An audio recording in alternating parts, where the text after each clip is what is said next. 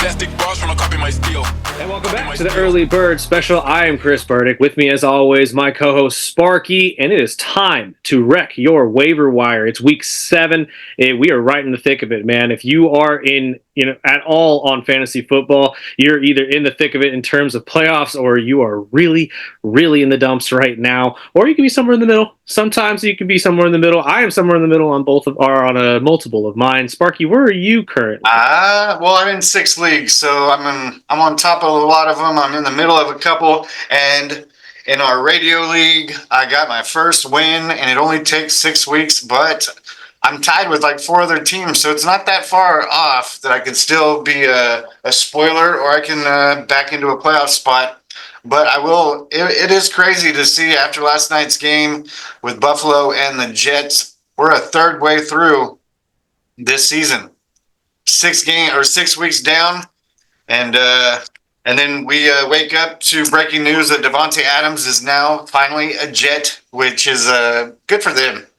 No surprise to anybody. I feel it was either going to be them or New Orleans, and we all knew it was going to be the Jets. They were just working out the kinks in the trade and all that. I was watching Pat McAfee this morning, and Davante's already at Aaron Rodgers' house.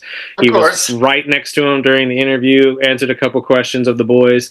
And, and actually the other one that just broke too, just a couple minutes ago before we got on here, Amari Cooper headed to the Buffalo Bills. So that's also a very interesting choice, an interesting move here to potentially beef up that offense in Buffalo, but still they're going to have to pay Amari just like everybody else. And it's going to be interesting where Buffalo goes from here, but those could both be very interesting moves if you have either of these men on your fantasy football teams. Davante owners, that stock's going up. I'm gonna tell you right now, because they're gonna come right out and just be, or at least in my opinion, and just click right away. The Amari Cooper one might take a little bit more time, in my opinion. But Sparky, what say you? I mean, with the trades, I don't see much. We kind of knew both, and I mean, well, obviously. You're not to cut you off, but you're the one that's going to have to deal with these guys 2 times a year, being a Miami fan. So that's fine. I'm not worried. We have receivers, but the Bills had Stephon Diggs. I like Keon Coleman, but I think bringing in Amari Cooper, which is what he's on his 3rd or 4th team, I wouldn't expect him much difference. Mm-hmm. I mean, if anything, that'll help Coleman's stats. If anything, because I don't see Cooper being a Cooper of the old. And I mean, good for the Jets. I still think they're a garbage fire. I still think that defense is getting worse and worse each week. And was it the most penalties in a game this season last night? It was like 23, 24 penalties, over 200 and something yards in penalties. I mean, the AFC East, which I'm a big fan of my Dolphins, but that whole division is fell short of what we were expecting this season. Overall, I think there's plenty of football to be played, and it's funny that the Bills, the Jets, and the Dolphins are all pretty much a game or a half a game apart. And last week, the Dolphins were the worst team ranked in the NFL, and beating the Patriots the week before, all of a sudden you're only a game and a half, maybe a game sitting away from the top of the division. So it's going to be a crazy next, second half of the season, or 2/3 of the season. We've got the Bills, I believe, after this week, they've got the Colts. Tua is eligible to return next week in Arizona, and then right back to Buffalo. So unless they can beat Buffalo, it's just going to be a uphill battle. Let's get into fantasy, because I'm happy. I've got pretty much a good sweep this week in fantasy. A couple of these players that I talked to last week, I'll take the bullet. A couple of them didn't show up this week, but that's why we do these waiver wires. Who do you want to start with? So since we're talking about the AFC East, I'm going to stay there, because my major pickup this week will actually be Drake May, the quarterback from the New England Patriots. Same thing. if you're looking at this game this last week, they took on the Houston Texans. He scored 3 touchdowns, 2 interceptions, but going against a great defense like Houston, you shouldn't take that into any negative consideration. Not to mention this week they'll be taking on the 32nd ranked Jacksonville Jaguars, who gave up a ton of points to quarterbacks. He's rostered in about 1% of leagues right now. I mean, he just got the starting job, obviously, over Jacoby Jones. I'm sorry. Brissett. Jacoby Brissett, thank you. And overall, just this seems to be a really good setup game for a rookie to really get his feet under him and look great. I'm expecting him to at least get in somewhere into that high 26 to maybe 35 point range. So if you need a quarterback this week, like you are desperately going to need somebody like this. I have the same guy. I was looking at the same thing, and I'm the guy that had Mahomes in 4 or 5 leagues, and of course I have to wait until week 6 to get my win when I started Aaron Rodgers. So I'm looking at quarterbacks. Maybe I keep Aaron Rodgers as my backup now that he's got another weapon. But if you're playing the waivers, which one of my teams is, Drake May is one of the guys I was looking at, not only because he had 3 touchdowns last week, but he's going to London to play Jacksonville. So, I mean, if you can't beat the Jaguars with that horrible defense, I mean, I usually try not to steer people to just play matchups, but when you're matching up with the Jacksonville Jaguars, you have to run with it. Now, the only thing that really makes me worried about this is the fact that they're going to London. I hate the London games. And if you're like me, I just do not like to touch anybody in London games. So if you aren't feeling very confident in this Drake May pick, I understand. I actually have a backup pick for you, which you're also going to find interesting. Bo Nix, Denver's quarterback. Now, hear me out on this, because I see the look on Sparky's face. He doesn't believe in me. Bo Nix in the last 2 weeks under Sean Payton's offense, 38 for 60, 422 yards, 4 touchdowns, with a 5th touchdown on the ground. Last week, he ran for over 60 yards. This kid's got it. He's figured it out in Sean Payton's offense. And they're going into Thursday night football against the number 7 ranked New Orleans Saints. Now, what makes this game interesting is New Orleans is going to be playing without Derek once again, which means this is going to be a rookie-on-rookie game, as Spencer Rattler will most likely continue to be the starter in New Orleans. But when you have a game that it comes down to 2 quarterbacks playing against each other, which is exactly what this is, Bo Nix against Rattler, it all comes down to who has the better defense and who has the more experience. And right now, as it sits, not only does Bo Nix lap the field in experience against Spencer Rattler, if you count college and the pros, the defensive side of the ball as well. Denver's defense is much more equipped and way better than the New Orleans Saints defense is, which means Bo Nix is going to be put into much better situations. So if you need a quarterback, Bo's out there in most likely every single league, because he's only rostered at about 4%. I'm kind of the same way how you are with London games, with Thursday games. Unless it's one of your number 1 picks, I usually try to bench players on Thursday night games, especially a crap game like the Saints and Broncos. But Sean Payton, baby. If you're really searching for a quarterback this far, or if your quarterback's on a bye, I know there's a couple buys this week. That might be a better pick. I might lean towards Bo Nix more than Drake May. That's what I'm saying. And honestly, like I said, it's a revenge game for Sean Payton. He's going to want this win really bad, and he's going to want to show that he is still the quarterback wizard of of his time. Because I mean, look what he did with Drew Brees, and he was unable to do with Russell Wilson. So he's got to have some sort of upcharge here in the next week. But moving on to the running back side of everything. Sparky, I know you picked this guy last week. I just don't think you were right. I think you were right on the player, just not on the right week. But I am going to go with Tank Bigsby. If you can potentially pick this guy up this week, it'd be a smart idea. He's only rostered in 40% of leagues, and he's going against the number 27th ranked New England Patriots defense. Travis Etienne is out, most likely. He's day-to-day from here on out. He's on the shelf, which means Bigsby is now the official running back number 1 in Jacksonville. And like Drake May, he's going against a very favorable defense in his scheme. So I would expect him to get a lot of touches and get a lot of points this week against this somewhat weak defense in New England. Well, if I'm going backfield, I'm looking at Tyrone Tracy with the Giants. They're taking on Philly, which isn't a rush defense type of stingy defense. not only is he only picked up in 12, 13% of leagues, but if you're playing in a PPR league, Tracy is averaging, 18 to 20 fantasy points as a feature back during when Singletary's back, or when Singletary's out. Actually, he's been out for the last 2 weeks, and I've really liked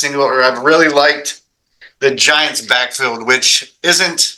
I wouldn't usually pick a Giants player because they've been garbage, especially with Daniel Jones. But I do like this Tracy kid. I also would keep an eye on my second guy. I would keep an eye on the rookie that played with the Bills last night and filled in with Cook. That kid looks good. He's a big boy, and I didn't even know who the hell he was until kickoff.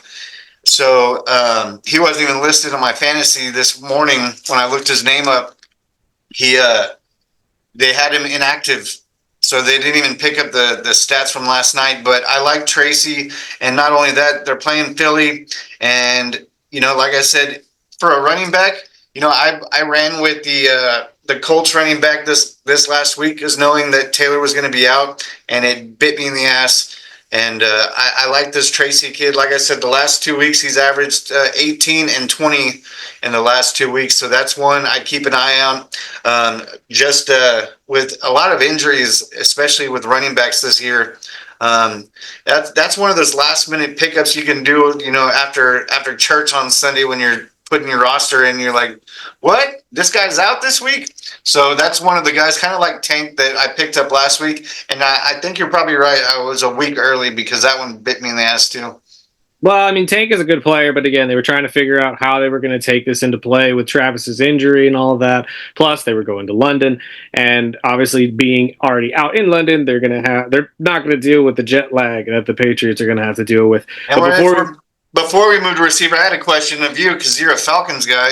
Yeah. How's that backfield looking? Amazing, as always. It's the best backfield. Who's starting this week, though?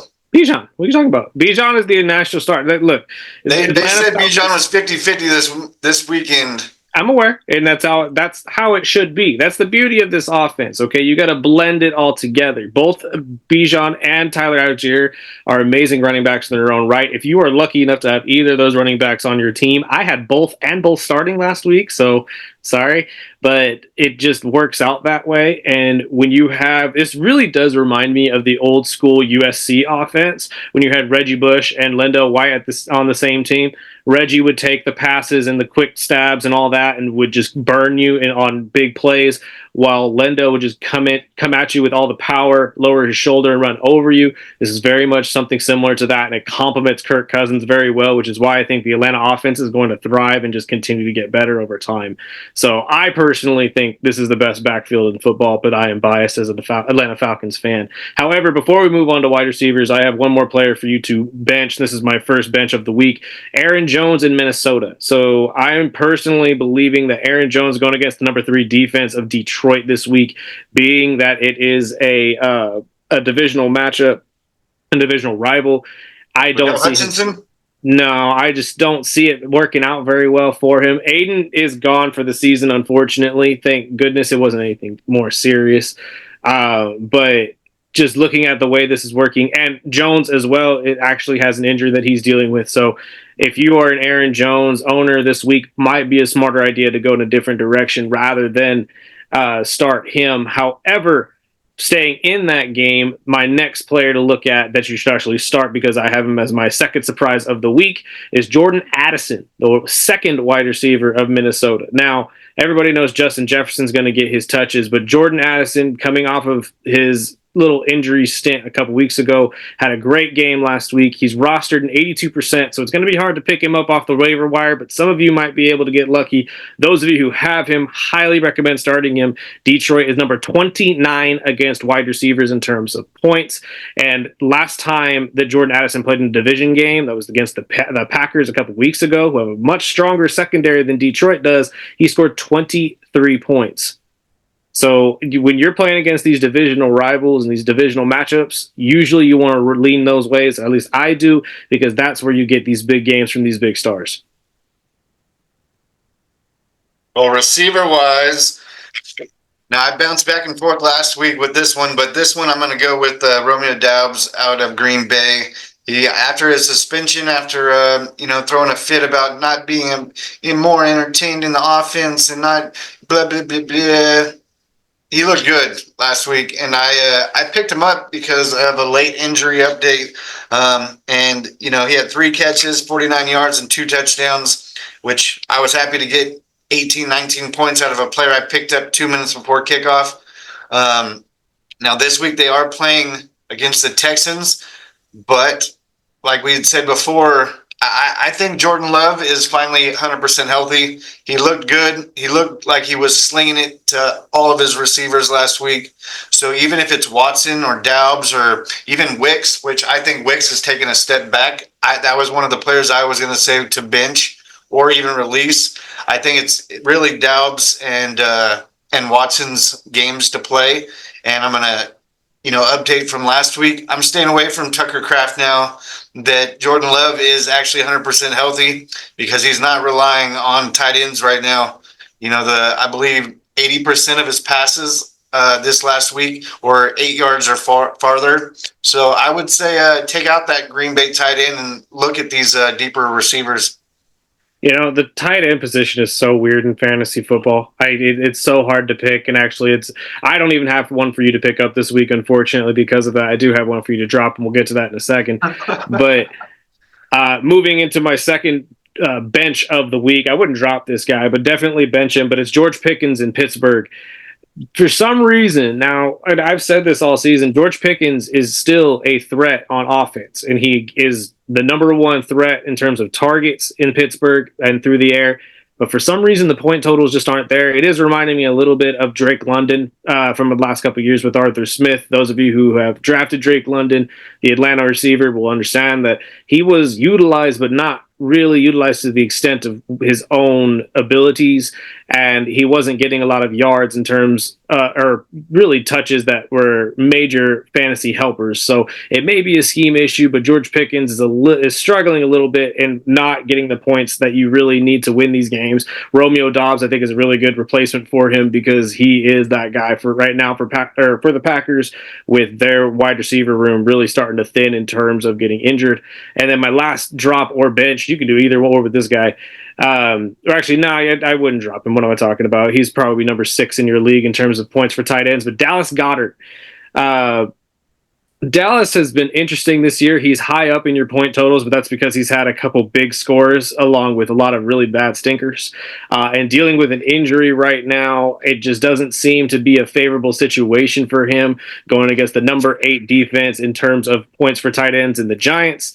And just with this hamstring injury, if you've watched football long enough, stuff like hamstrings and hip injuries and foot injuries, really anything lower body, it really lingers and it ruins their abilities in terms of scoring a lot of points for you. So right now, I would stay away from Dallas Goedert at least until he becomes healthy again, or potentially the wide receiver room starts to thin out again, because obviously with A.J. Brown back and Devonta, it's not going to look great in terms of his targets.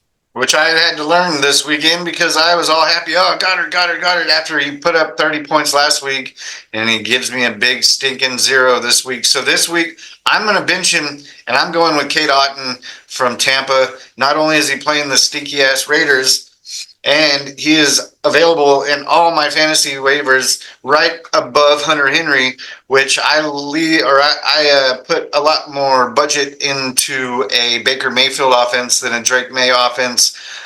So I'm going to go with Otton this week. Hopefully, the way that Tampa has been playing and that backfield has really just opened up a ton of space for Baker. So, if luckily I have Godwin that saved me this last week because, getting a fat 0 from Kraft and getting a fat 0 out of Goddard.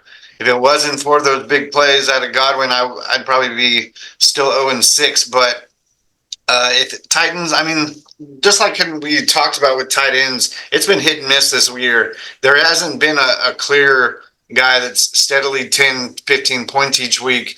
If it was started in week 1 where, likely had 2 touchdowns in the first game against the Chiefs, and then really hasn't had double digits since then.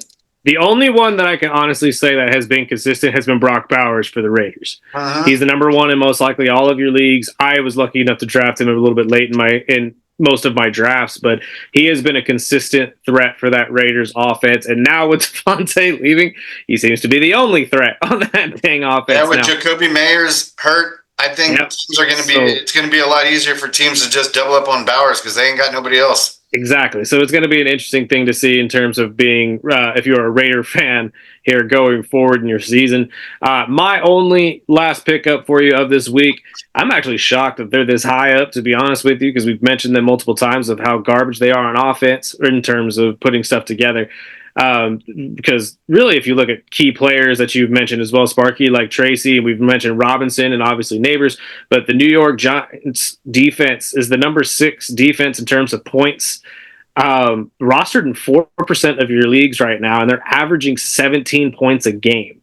That's pretty damn high, and it's consistent too. In the last couple of weeks, they've scored at least 20 to 25 apiece, and this week they're playing against Philly, who surprisingly gives up a lot of points to defenses. Now, this could be different, being a divisional matchup. Again, it's really tricky for a lot of these, but the best part about this is that they're going to be playing at home, which means it's most likely that the Giants are actually going to be able to get up on the Philadelphia Eagles, then vice versa. So I would honestly say that if you are in desperate need of something on the defensive side, maybe your defense is on a bye this week, maybe take a shot on the Giants. They might be able to get you an extra 20 points.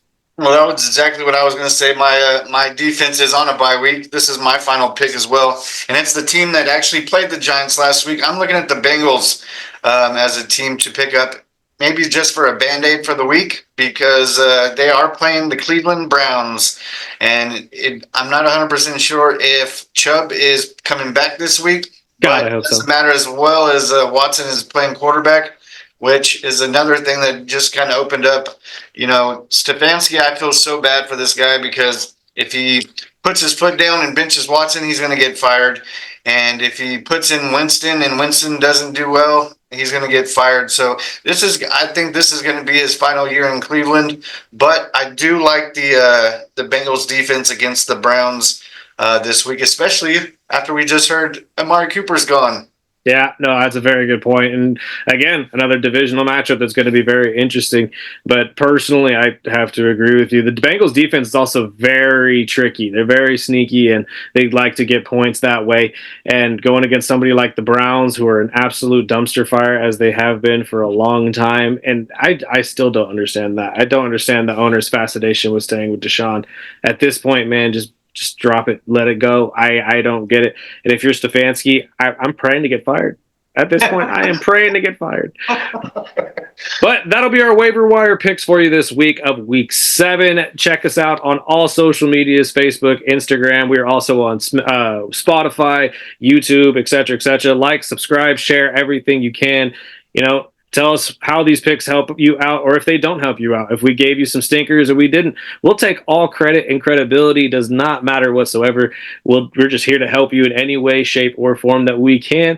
So we hope you guys enjoyed this video. We will be back sometime this week with another video, and I think we're going to move into more of a video-based content. So you'll be seeing more of our beautiful faces going forward. But from here on out, we hope to see you again soon.